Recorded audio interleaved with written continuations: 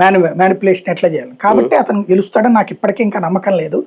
ఇంకా 3 ఏళ్ల దాకా ఉంది కాబట్టి రాజు ఎవడో రెడ్డి ఎవడో అప్పుడు మనకు తెలియదు. పొరపాటుని ఇతను గెలిస్తే కనుక ఈ కేసులో ఇప్పుడు ఎవరైతే ఎట్లయితే వెళ్ళిపోయారో ఏదేదో వరకు జత్వానీ కేసులో ఇప్పుడు ఈయన అస్సలు వదిలిపెట్టారు రాజశేఖర్ బాబుని.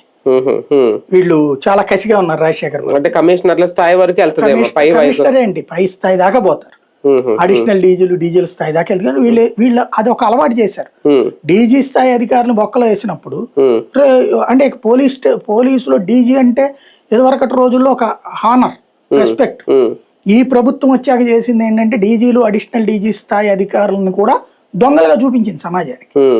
రాజకీయంగా కన్ఫైన్ అని అంతకుముందు రాజకీయంగా నీకు కన్ఫైన్ అయ్యే ఉండుంటారు. అంటే భవిష్యత్తులో కూడా ఇంకోటి కూడా జరగచ్చేమని అనుకుంటున్నాను. ఒకవేళ జగన్ కనుక వస్తే అధికారంలోకి, నాగరాజ్ అనే ఆయన సేఫ్ గా హ్యాపీగా ఎక్కడే కనుక ఉండుంటే, ఈయన ఏమన్నా అప్రూవర్ గా మారితే మొత్తం నిజాలు బయటకు వస్తే మొత్తం సీన్ మళ్ళీ ఈయన కాపాడుకోవాలంటే వాళ్ళందరి పేర్లు చెప్పాలి. ఇప్పుడు ఎట్లా చేస్తున్నారు?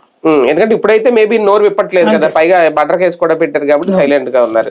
దీంతోనే ఇంక ఇందులో పవన్ కళ్యాణ్ గారు ఇంకా జోక్యం చేసుకోలేనట్టేనా అఫీషియల్ గా? ఇప్పుడు ఇంకొక వారం 10 రోజుల తర్వాత అంటే ఇప్పుడు వాళ్ళ జనసేన వాళ్ళకి ఎవరిని గైడ్ చేస్తున్నారు తెలియదు కానీ అతని క్యారెక్టర్ అసాసినేషన్ మీదనే పడ్డారు వీళ్ళందరూ. వీళ్ళు గుర్తుపెట్టుకోవాల్సింది రంగా మీద కూడా క్యారెక్టర్ అసాసినేషనే జరిగింది. రంగా మీద పెట్టిన కేసులు దారుణమైన కేసులు. రంగా గురించి జరిగిన ప్రచారం కూడా దారుణం. ఇక అట్లా చేస్తారంతే చెయ్యాలనుకున్నప్పుడు. నిజంగా అదే గనక అయితే గనక 25 కేసుల్లో 23 ఏళ్ళలోడి 25 కేసులు, అందులో 23 కొట్టుకుపోయినాయి అంటే ఏముంది ఇంకా అందులో? లోక్ అదాలత్లో కొట్టుకుపోవడం అంటే సిల్లీగా ఏం తీసేయరు. క్రిమినల్ కేసులు లోక్ అదాలత్లో తీసేయరు. సెటిల్మెంట్ జరిగిందంటేనే బచ్చా కేసులని.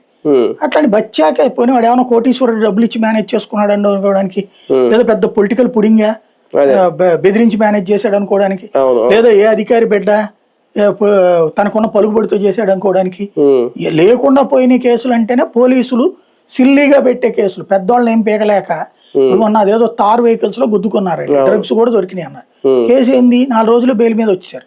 వాళ్ళకి ఘన స్వాగతం పలికారు. ఏంది అక్కడ పోలీసింగ్ జరిగింది?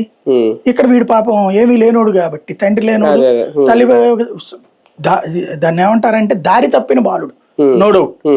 దాన్ని అత్యంత క్రిమినల్ గా వీళ్ళు చూపెడుతున్నారు.